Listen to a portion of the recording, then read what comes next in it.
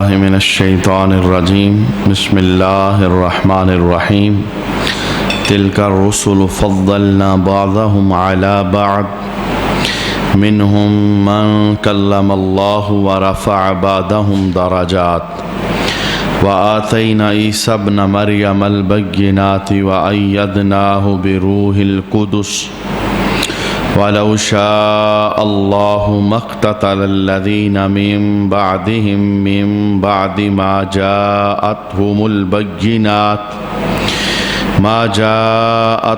الْبَيِّنَاتُ وَلَكِنِ اخْتَلَفُوا فَمِنْهُم مَّنْ آمَنَ وَمِنْهُم مَّنْ كَفَرَ وَلَوْ شَاءَ اللَّهُ مَا اقْتَتَلُوا وَلَكِنَّ اللَّهَ يَفْعَلُ مَا يُرِيدُ صدق اللہ مولانا العظیم ان اللہ وملائکتہ یصلون علی النبی یا ایھا الذین آمنوا صلوا علیہ وسلموا تسلیما اللہم صلی علی سیدنا و مولانا محمد وعلی آل سیدنا و مولانا محمد وبارک وسلم وصلی علیہ صلاۃ والسلام علیک یا سیدی یا رسول اللہ صلاۃ والسلام علیک یا سیدی یا حبیب اللہ صلاۃ والسلام علیک یا سیدی یا شفیع المذنبین وعلی آلک واصحابک یا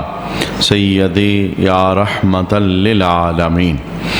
ان سب رسولوں میں سے ہم نے بعض کو بعض پر فضیلت دی ہے، ان میں سے بعض سے اللہ نے کلام فرمایا اور بعض کو بے شمار درجوں کی بلندی عطا فرمائی، اور ہم نے عیسیٰ بن مریم کو واضح نشانیاں دی، اور ہم نے روح القدس یعنی جبرائیل سے اس کی مدد فرمائی، اور اگر اللہ چاہتا تو ان کے بعد والے واضح نشانیاں آنے کے بعد آپس میں قتال نہ کرتے، لیکن انہوں نے اختلاف کیا، سو ان میں سے کوئی ایمان لایا اور کسی نے کفر کیا، اور اگر اللہ چاہتا تو آپس میں قتال نہ کرتے، لیکن اللہ وہی کرتا ہے جس کا وہ ارادہ فرماتا ہے۔ صدق اللہ مولانا العظیم۔ گزشتہ نشست کے اندر ہم نے اس عنوان پر چند باتیں سماعت کی تھی کہ فضیلت کے اعتبار سے نبی سارے برابر نہیں ہیں اور رسول سارے برابر نہیں ہیں، نبوت کے اعتبار سے یعنی نبی ہیں اور رسول ہیں اور ان پر ایمان لانا ہے، نبوت کے اعتبار سے اور رسالت کے اعتبار سے اور ایمان لانے کے اعتبار سے نبیوں میں آپس کے اندر کوئی فرق نہیں ہے، یعنی تمام کے تمام نبیوں پر ایمان لانا یہ ضروری ہے، اور تمام کے تمام رسولوں پر ایمان رکھنا یہ لازم اور ضروری ہے۔ جہاں تک فضائل کی بات ہے تو فضیلتوں کے اندر تمام نبی برابر نہیں ہیں، اللہ رب العالمین خود کہہ رہا ہے کہ ہم نے ان نبیوں کو ایک دوسرے پر فضیلت عطا فرمائی، اور ان میں سے کوئی ایسے ہیں جنہیں ہم نے درجوں بلندی عطا فرمائی۔ تو عنوان ہمارا یہ چل رہا تھا کہ آقا حضور رحمت عالم صلی اللہ تعالیٰ علیہ وآلہ وسلم کو اللہ کریم نے تمام رسولوں پر اور تمام نبیوں پر فضیلت عطا فرمائی اور مقام اور مرتبہ آپ کا بلند فرمایا، فضیلت کے اعتبار سے اور بڑائی کے اعتبار سے، عظمت کے اعتبار سے کوئی نبی بھی ایسا نہیں جو آپ کے مقابلے کا ہو، تمام نبی شان والے ہیں اور تمام رسول شان والے ہیں، لیکن جو شان اللہ نے اپنے محبوب جناب محمد رسول اللہ صلی اللہ تعالیٰ علیہ وآلہ وسلم کو عطا فرمائی ہیں، یہ فقط ان ہی کا حصہ ہیں، ایسی شانیں کسی اور کے پاس موجود نہیں ہیں۔ آج ہم قرآن پاک کی چند آیات دیکھیں گے جن آیات سے یہ بات واضح ہوتی ہے کہ اللہ رب العالمین نے تمام رسولوں پر، تمام نبیوں پر محبوب کریم علیہ السلام کو فضیلت عطا فرمائی ہے، اور محبوب کریم علیہ السلام تمام انبیاء سے افضل ہیں اور اعلیٰ ہیں۔ سب سے پہلی آیت کریمہ جو آج کے نشست کے اندر ہم دیکھیں گے، رب العالمین نے محبوب کی شانوں کو بیان کرتے ہوئے ایک شان یہ بیان فرمائی، وَمَا أَرْسَلْنَاكَ إِلَّا رَحْمَةً لِّلْعَالَمِينَ، اور ہم نے آپ کو تمام جہانوں کے لیے رحمت بنا کر بھیجا ہے۔ تمام جہانوں کے لیے رحمت بنا کر بھیجا ہے۔ رسول اللہ صلی اللہ تعالیٰ علیہ وسلم تمام جہانوں کی رحمت ہیں، شروع سے لے کے اب تک اور اب سے لے کے قیامت تک جتنے زمانے گزر چکے ہیں، جتنے زمانے آنے والے ہیں، تمام زمانوں کی اللہ نے محبوب کو رحمت بنا کر بھیجا ہے۔ تو جتنے نبی اس سے پہلے تشریف لائے وہ بھی زمانوں میں سے کوئی زمانہ تھا، یعنی جس زمانے کے اندر وہ نبی مبعوث ہوئے، وہ نبی دنیا کے اندر جلوہ گر ہوئے، تو رسول اللہ صلی اللہ تعالیٰ علیہ وسلم اس زمانے کی بھی رحمت ہیں، اور رحمت ہونے کی وجہ سے اللہ رب العالمین نے، چونکہ رحمت ایک ایسی چیز ہے جس کی ہر زمانے کو ضرورت ہے، زمانے کا وجود ہی رحمت کے سبب قائم ہے، تو پوری کائنات کی رحمت بنا کر اللہ نے، تمام جہانوں کی رحمت بنا کر اللہ نے اپنے محبوب کریم علیہ السلام کو دنیا کے اندر جلوہ گر کیا ہے۔ تو اس اعتبار کے ساتھ چونکہ آپ ہر زمانے کی رحمت ہیں، ہر جہان کی رحمت ہیں، تو جو نبی جس زمانے اور جہان میں آیا اس جہان اور زمانے کو اللہ رحمت آمنہ کے لال کی دے رہا ہے، اور آمنہ کے لال کے وجود سے رحمت دے رہا ہے۔ اس فضیلت کے اعتبار سے اللہ رب العالمین نے تمام انبیاء پر اور تمام رسولوں پر محبوب کریم علیہ السلام کو عظیم فضیلت عطا فرمائی۔ اور پھر اس کا ایک اور پہلو بھی دیکھا جا سکتا ہے، جتنے بھی نبی گزشتہ آئے، یعنی جناب آدم سے لے کے جناب عیسیٰ پیغمبر تک، تو نبیوں نے قوموں کو دعوت پیش کی، اللہ کی طرف بلایا، توحید کا پیغام دیا، تو قوموں میں سے کچھ لوگوں نے مانا اور کچھ لوگوں نے تکذیب کی، یعنی جھٹلایا، اور جنہوں نے جھٹلایا اللہ رب العالمین نے ان پر عذاب نازل کیا۔ وہ عذاب کی کہانیاں قرآن کے اندر موجود ہیں۔ کبھی ایسا ہوا آسمان سے پتھروں کی بارش ہو گئی، کبھی ایسا ہوا شکلیں بدل گئی، کبھی ایسا ہوا زمین کے اندر دھسا دیا گیا، کبھی ایسا ہوا پوری کی پوری بستی آسمانوں پر لے جا کر پھر زمین پر انہیں گرا دیا گیا۔ تو قوموں نے جب تکذیب کی، جھٹلایا انبیاء کو، تو اللہ رب العالمین نے ان پر عذاب نازل کیا۔ یہ اللہ کی عادت جاریہ تھی۔ اچھا، جس وقت رسول اللہ صلی اللہ تعالیٰ علیہ وآلہ وسلم دنیا کے اندر جلوہ گر ہوئے، آپ نے کافروں کو عذاب سے ڈرایا، اللہ رب العالمین کا خوف دلایا، تو کافروں میں سے کچھ کافروں نے یہ جملے بول دیے، کہنے لگے آپ وہ عذاب لے آئیں جس کی آپ بات کر رہے ہیں، جس عذاب کی آپ ہمیں بات سنا رہے ہیں، آپ ایسا کریں وہ عذاب لے آئیں تاکہ ہم بھی دیکھ لیں کہ آپ سچے ہیں یا سچے نہیں ہیں۔ تو جس وقت کافروں نے عذاب کا مطالبہ کیا تو رب کائنات نے قرآن کی ایک آیت کو نازل کیا۔ اللہ ارشاد فرماتا ہے وَمَا كَانَ اللَّهُ لِيُعَذِّبَهُمْ وَأَنْتَ فِيهِمْ، اللہ کی یہ شان نہیں کہ آپ کے ہوتے ہوئے اللہ کافروں کو عذاب دے۔ اس سے پہلے قانون یہ تھا، جب قومیں گمراہ ہوتی تھی تو اللہ تعالیٰ انہیں پکڑ لیتا تھا، انہیں عذاب دیتا تھا اور انہیں دنیا ہی کے اندر رسوا کر دیا جاتا تھا۔ لیکن اے محبوب، آپ کی شان تمام نبیوں سے نرالی ہے اور تمام نبیوں سے جدا ہے۔ جب تک آپ کافروں میں موجود ہیں، آپ کی وجہ سے ہم کافروں سے عذاب ٹالے رکھیں گے، یعنی کافروں کو بھی رسول اللہ صلی اللہ علیہ وسلم کے وجود کی رحمت اللہ عطا فرما رہا ہے۔ تو چونکہ تمام جہانوں کی رحمت ہے، اس جہانوں کے اندر کافر بھی آتے ہیں، تو پہلے جھٹلانے والوں کو عذاب دیا جاتا تھا، لیکن نبی کریم علیہ السلام کی وجہ سے جھٹلانے والوں کو بھی اللہ نے دنیا کے اندر مہلت دی، اور انہیں کوئی اس طرح کا عذاب نہیں دیا جو گزشتہ قوموں کو دیا جاتا تھا۔ نہ پتھروں کی بارش ہوئی، نہ شکلیں بدلی، نہ زمین میں دھسایا گیا، نہ بستیوں کو یوں برباد کیا گیا کہ آسمانوں پر لے جا کر زمینوں پر گرایا گیا۔ اگر اس جیت کے ساتھ دیکھا جائے تو اللہ کریم نے تمام انبیاء سے اور تمام رسولوں سے اپنے محبوب کریم علیہ السلام کو فضیلت اور عظمت عطا فرمائی۔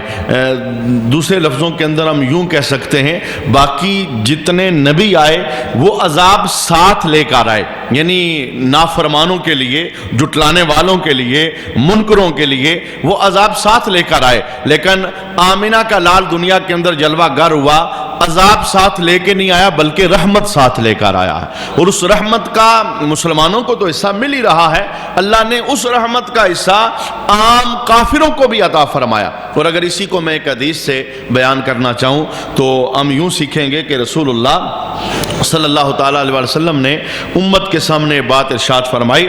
فرمایا اللہ رب العالمین نے تمام نبیوں کو ایک خصوصی دعا کا کوٹہ عطا فرمایا ہے.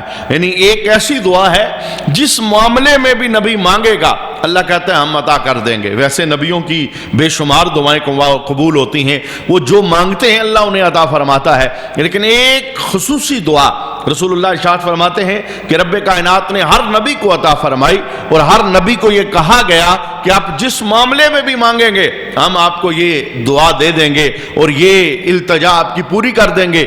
رسول اللہ ارشاد فرماتے ہیں ہر نبی نے اس دعا کو مانگ لیا. اور کیسے مانگا؟ جب امت نے نبیوں کو تنگ کیا، جب امت نے جھٹلایا، جب امت نے تکذیب کی، تو امت پر عذاب لانے کی خاطر نبیوں نے اس دعا کو استعمال کیا، امت کو تباہ کر دیا گیا، غرق کر دیا گیا. تو رسول اللہ ارشاد فرماتے ہیں کہ اللہ نے مجھے بھی وہ خصوصی دعا کا کوٹہ دیا تھا، لیکن میرے اوپر بڑے مشکل وقت آئے ہیں. مکے کی گلیوں کے اندر میرے گلے کے اندر چادر ڈال دی گئی، اور میں سجدے میں گیا تو اوجڑیاں میرے اوپر رکھی گئی، مجھے جادوگر کہا گیا، کاہن کہا گیا، گڑ کر باتیں سناتا ہے، یہ مجھے تانے لگائے گئے، مجھے مکے سے نکلنے پر مجبور کر دیا گیا اور مجھے ہجرت پر مجبور کر دیا گیا. میں جب طائف کے اندر گیا تو طائف کے لوگوں نے پتھروں سے میری میزبانی کی، جسم لہولہان ہو گیا. میں چاہتا تو اس دعا کو استعمال کر لیتا اور وہ غرق ہو جاتے، تباہ ہو جاتے. اور میرے پاس تو فرشتے بھی آئے تھے اور کہہ رہے تھے کہ یا نبی اگر آپ کہیں گے تو ہم پہاڑوں کو جوڑ دیں گے، بستی تباہ ہو جائے گی جس نے آپ کو پتھر مارے ہیں. لیکن میں نے انہیں بھی یہی کہا تھا اے فرشتوں تم واپس چلے جاؤ، یہ نہیں مان رہے، میں ان کی نسلوں میں اسلام کی رونقیں دیکھ رہا ہوں. یہ نہیں میرا جھنڈا اٹھا رہے، لیکن ان کی نسلوں کے اندر ایسے ہوں گے جو اسلام کی رونق بنیں گے. بہرکیف اس حدیث سے بھی رسول اللہ صلی اللہ علیہ وسلم فرماتے ہیں میں نے عذاب نہیں مانگا، میں نے امت کے خلاف دعا نہیں کی، میں نے جھٹلانے والوں کے عذاب کی رب کے دربار میں عرضی پیش نہیں کی. تو پوچھا گیا یا رسول اللہ اتنی خصوصی دعا کا کوٹہ آپ نے دنیا کے اندر مشکل سے مشکل حالات میں استعمال نہیں کیا، تو آپ نے اس کو کیوں استعمال نہیں کیا؟ اب رسول اللہ کے مبارک جملے کیا تھے؟ فرمایا میرے غلاموں اس دعا کو میں نے بچا کے رکھا ہے، قیامت کے دن اللہ کے دربار سے مانگ کر تمہیں میں جنت دلواؤں گا. یعنی یہ دعا میں نے بزم عشر کے لیے بچا کر رکھی ہے. تو اس آیت کے پہلے حصے کے اندر یعنی رسول اللہ تمام جہانوں کی رحمت ہے، اور یہ اس بات کا تقاضا ہے کہ جو رحمت ہے وہ فضیلت والی بھی ہو اور وہ عظمت والی ذات بھی ہو. تو اللہ نے اس جہت کے ساتھ تمام نبیوں پر، تمام رسولوں پر محبوب کریم علیہ السلام کو فضیلت عطا فرمائی. دوسری آیت ہم دیکھیں گے جس سے یہ ثابت ہوگا کہ اللہ نے تمام نبیوں اور تمام رسولوں پر اپنے محبوب کو فضیلت عطا فرمائی، بلند مقام عطا فرمایا. بڑی معروف آیت ہے، اس آیت کو آیت میثاق بھی کہا جاتا ہے. رب کائنات نے تمام نبیوں اور تمام رسولوں کا ایک جلسہ کیا عالم ارواح کے اندر، اور اس کا تذکرہ قرآن کے اندر موجود ہے. اللہ ارشاد فرماتا ہے وَإِذْ أَخَذَ اللَّهُ مِيثَاقَ النَّبِيِّينَ، اور یاد کیجئے جب اللہ نے نبیوں سے عہد لیا، میثاق لیا، سب نبیوں رسولوں کو اکٹھا کیا اور ان سے ایک وعدہ لیا، ایک میثاق لیا، ایک عہد لیا. اس عہد کا ذکر ہے. اللہ ارشاد فرماتا ہے لِمَا آتَيْتُكُم مِّن كِتَابٍ وَحِكْمَةٍ، میں تم کو جو کتاب اور حکمت دوں، ثُمَّ جَاءَكُمْ رَسُولٌ، پھر تمہارے پاس ایک عظیم رسول آ جائے. وہ عظیم رسول کون ہے؟ وہ میرا محبوب ہے، وہ آمینہ کا لال ہے. اگر تمہارے پاس میرا رسول آ جائے جو عظمتوں والا ہے، شانوں والا ہے، تو تم نے کیا کرنا ہے؟ مصدق لمعکم، وہ جو تمہارے پاس ہوگا اس کی تصدیق کرے گا. تمہاری ڈیوٹی یہ ہے لَتُؤْمِنُنَّ بِهِ وَلَتَنْصُرُنَّ، تم نے ضرور اس پر ایمان بھی لانا ہے اور اس کی مدد بھی کرنی ہے.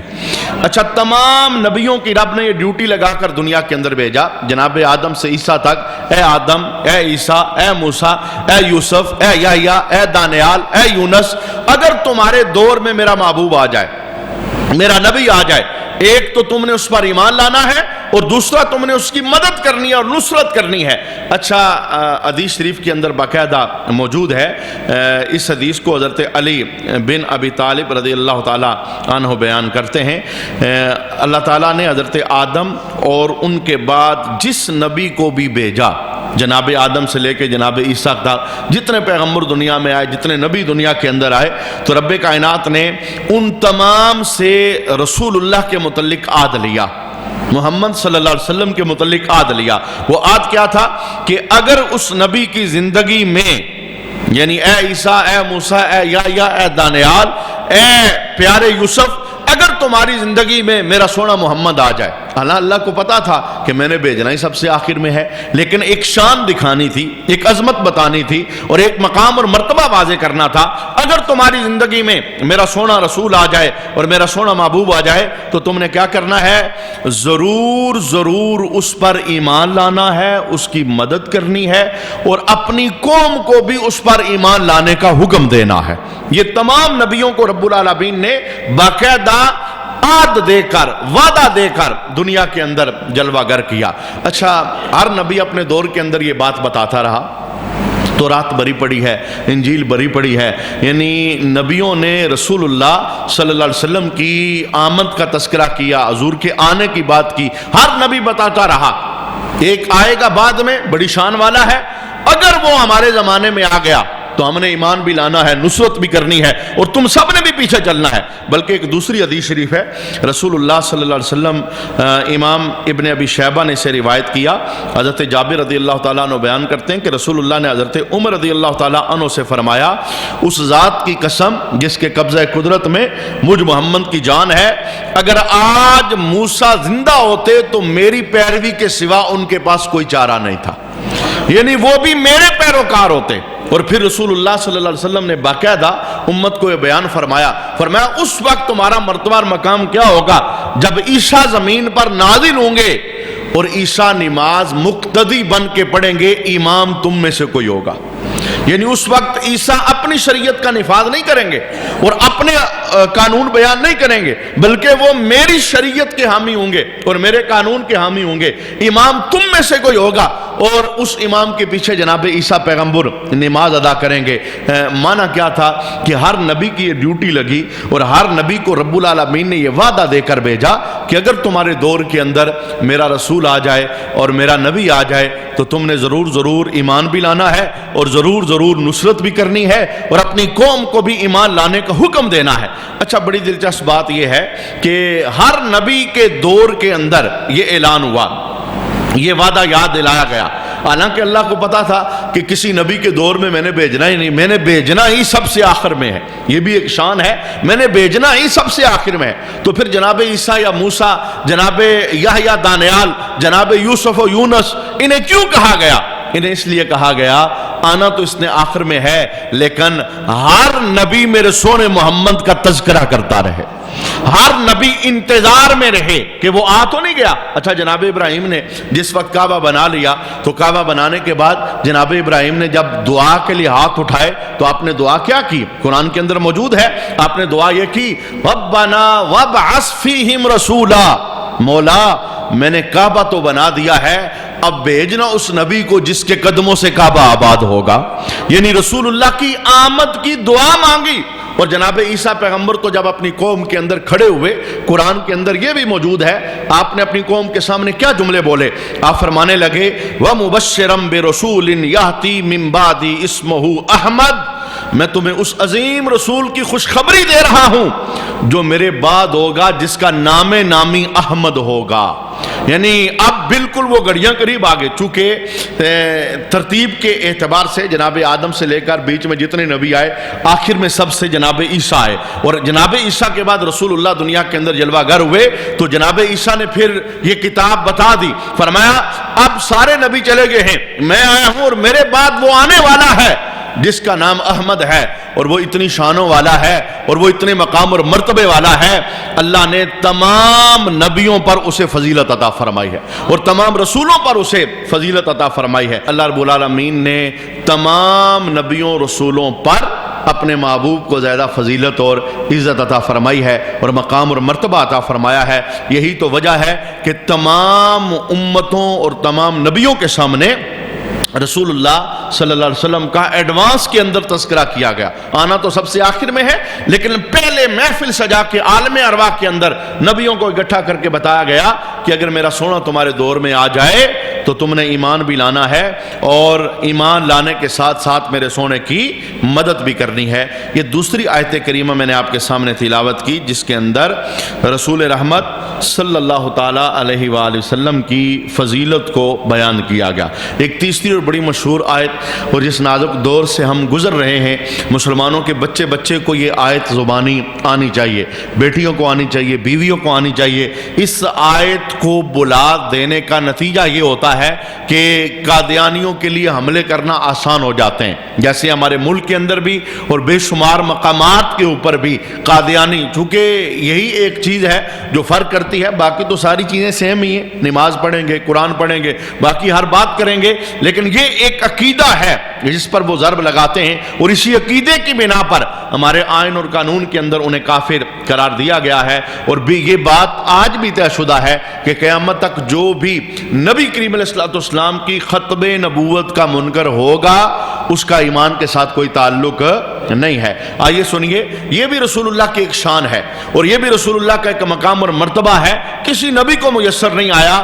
یہ مقام اور شان اللہ نے فقط آمنہ کے لال کو عطا فرمائی ہے۔ وہ کون سی آیت کریمہ ہے؟ اللہ ارشاد فرماتا ہے، ما کان محمد ابا احد من رجالکم ولکن رسول اللہ وخاتم النبیین۔ اللہ ارشاد فرماتا ہے محمد تمہارے مردوں میں سے کسی کے باپ نہیں ہیں، مردوں میں سے کسی کے باپ نہیں ہیں، لیکن وہ اللہ کے رسول ہیں اور سب نبیوں سے آخر میں اللہ نے انہیں دنیا کے اندر بھجوایا ہے۔ وَخَاتَمَ النَّبِيِّينَ، یہ لفظ قرآن پاک کے اندر موجود ہے کہ اللہ رب العالمین نے محبوب کریم علیہ السلام کو تمام نبیوں سے آخر میں بھیجا، اب حضور کے بعد کوئی نبی نہیں آئے گا۔ یہ فضیلت اچھا ہوتا یہ تھا، جناب آدم تشریف لے کے گئے نا، ان کے بعد جو نبی آئے تو جناب آدم کا دین منسوخ ہو گیا، پھر اگلے نبی آگے وہ شریعت اپنی لے کے آئے، وہ تشریف لے گئے، ان کا دین منسوخ ہو گیا، پھر اگلے نبی آئے وہ شریعت اپنی لے کے آئے، پھر پچھلی شریعت منسوخ ہو گئی۔ یعنی ایک نبی تشریف لے کے جاتا، دوسرا آتا، وہ نئے قانون لے کے آتا، نئی شریعت لے کے آتا، پچھلے دین منسوخ ہو جاتے، پچھلی شریعت اور قانون منسوخ ہو جاتی۔ لیکن جب آمنہ کا لال دنیا کے اندر جلوہ گر ہوا ہے، وہ شریعت اور قانون لے کے آیا ہے جس سے منسوخ نہیں ہونا بلکہ قیامت تک چلنا ہے۔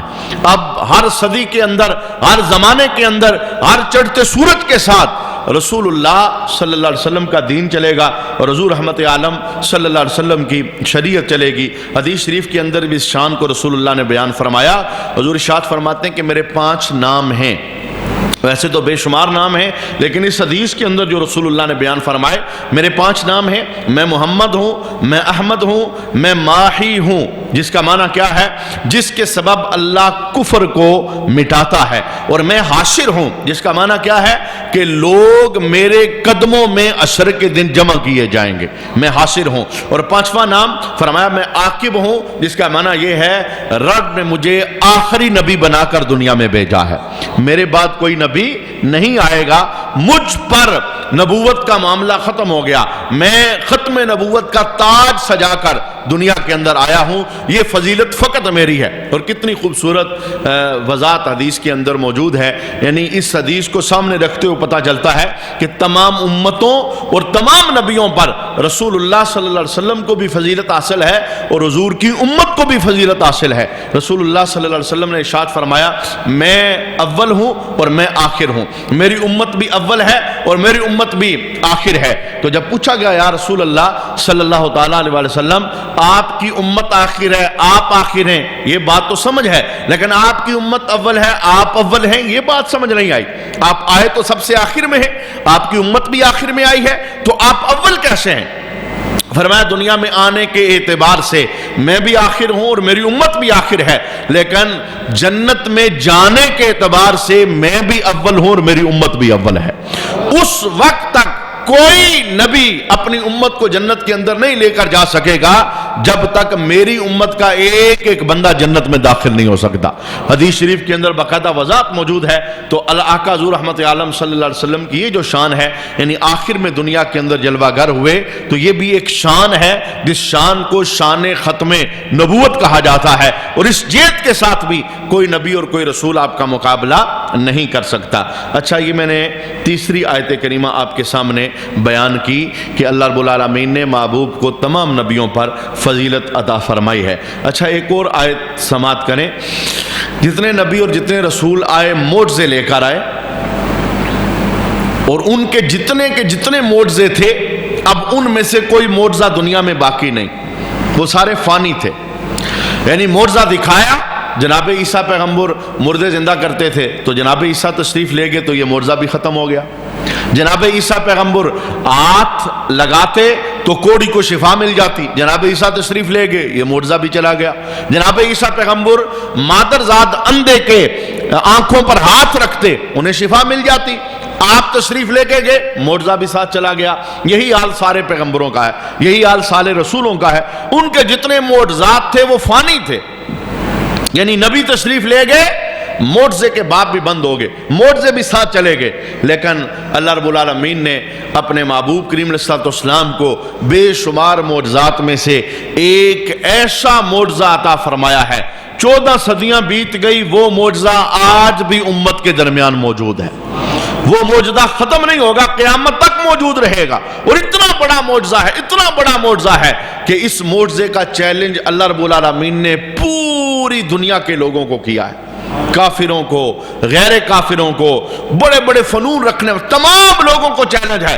14 صدیاں بیت گئی، زمانے نے بڑی ترقی کی ہے، لوگوں نے چاند پر ہاتھ ڈال لیے ہیں اور فنون کے اندر بہت زیادہ ترقی کر لی، لیکن کوئی مائی کا لال اللہ رب العالمین کے اس چیلنج کو نہیں توڑ سکا۔ آئیے دیکھیے وہ معجزہ کون سا ہے، پہلے اس معجزے کا نام سن لیں۔ وہ معجزہ جو آج بھی ہمارے پاس موجود ہے، وہ معجزہ ہے رسول اللہ کے سینے پہ اترا ہوا قرآن۔ یہ معجزہ ہے، یہ آج بھی ہے، 14 صدیوں سے ہے، قیامت تک رہے گا۔ اس کے علاوہ اچھا جتنے نبی گزشتہ ہیں ان کی بھی آسمانی کتابیں تھی، لیکن وہ اس حالت میں نہیں ہے۔ تورات بدل گئی، انجیل بدل گئی، زبور بدل گئی، ان کے اندر تحریفات ہو گئی، ان کے اندر رد و بدل ہو گیا۔ یہ جو معجزہ ہے اللہ رب العالمین نے اپنے محبوب کو عطا فرمایا ہے، یہ کتنا بڑا۔ اچھا اس معجزے کی جو یکتائی ہے رب کائنات نے ان لفظوں کے اندر بیان فرمائی۔ اللہ ارشاد فرماتا ہے انا نحن نزلنا الذکر وانا له لحافظون، بے شک ہم ہی نے قرآن نازل کیا اور ہم ہی اس کی حفاظت فرمانے والے ہیں۔ تورات کو لوگوں نے بدل دیا، قرآن کوئی بدل نہیں سکے گا۔ انجیل کو لوگوں نے بدل دیا، قرآن کوئی بدل نہیں سکے گا۔ اچھا ایک آیت یہ ہے، ایک دوسری آیت ہے، اللہ ارشاد فرماتا ہے اس قرآن کی شان کو بیان کرتے ہوئے، اللہ کہتا ہے لا یأتیہ الباطل من بین یدیہ ولا من خلفہ، اس قرآن میں سامنے سے باطل آ سکتا ہے نہ پیچھے سے، نہ سامنے سے نہ پیچھے سے۔ یعنی اس قرآن کی شان یہ ہے، یعنی جو پہلی آیت ہے وہ اس بات کا تقاضا کر رہی ہے کہ قرآن کی کسی آیت کے کسی حرف میں کوئی کمی نہیں ہو سکتی۔ کیوں؟ حفاظت اللہ کر رہا ہے۔ اور یہ جو دوسری آیت ہے یہ اس بات کا تقاضا بتا رہی ہے کہ قرآن کے کسی لفظ کے اندر کوئی اضافہ نہیں کیا جا سکتا۔ جیسا 14 صدیاں پہلے تھا ویسے آج ہے، جیسے آج ہے ویسے قیامت تک رہے گا۔ نہ اس کی زبر زیر کے اندر فرق ہے، نہ اس کے حرف کے اندر فرق ہے۔ یعنی یہ حفاظت اس لیے ہے، یہ کوئی رد و بدل اس لیے نہیں کر سکتا کہ اللہ کہہ رہا ہے میں نے سونے کا معجزہ بنا کے بھیجا ہے اور یہ لاجواب معجزہ ہے، قیامت تک میں خود اس کی حفاظت فرماؤں گا۔ اور پھر رب نے بہت خوبصورت چیلنج کیا، اور یہ چیلنج اس وقت کے کافروں کا تھا، کوئی جواب نہ دے سکا۔ یہ چیلنج 14 صدیاں گزر گئی، ہر جگہ پر گونج رہا ہے، ہر شہر، ہر ملک، ہر کونے کونے کے اندر لوگوں نے قرآن کو پڑھا ہے، ترجمے کیے ہیں، عیسائیوں نے پڑھا ہے، یہودیوں نے پڑھا ہے، غیر مسلم قرآن کو پڑھتے ہیں۔ یہ معجزہ اور یہ چیلنج قرآن کے اندر موجود ہے، کوئی مائی کا لال اس کا جواب نہیں دے سکا۔ وہ کون سا ہے؟ رب کائنات نے ارشاد فرمایا وَإِن كُنتُمْ فِي رَيْبٍ مِّمَّا نَزَّلْنَا عَلَىٰ عَبْدِنَا فَأْتُوا بِسُورَةٍ مِّن مِّثْلِهِ، ہم نے جو اس مقدس بندے یعنی اپنے محبوب پر کلام نازل کیا ہے، اگر تم اس کے متعلق شک میں ہو تو ایسا کرو اس کی مثل ایک صورت بنا کے لے آؤ۔ ایک صورت لے آؤ، چھوٹی سے چھوٹی سورت کوثر چھوٹی ہے، اتنی ساری بنا کے لے آؤ۔ یہ چیلنج کب سے چلا آ رہا ہے، آج تک کوئی ایک چھوٹی صورت نہیں بنا کے لایا، اور اللہ کو پتا تھا کوئی نہیں بنا سکتا۔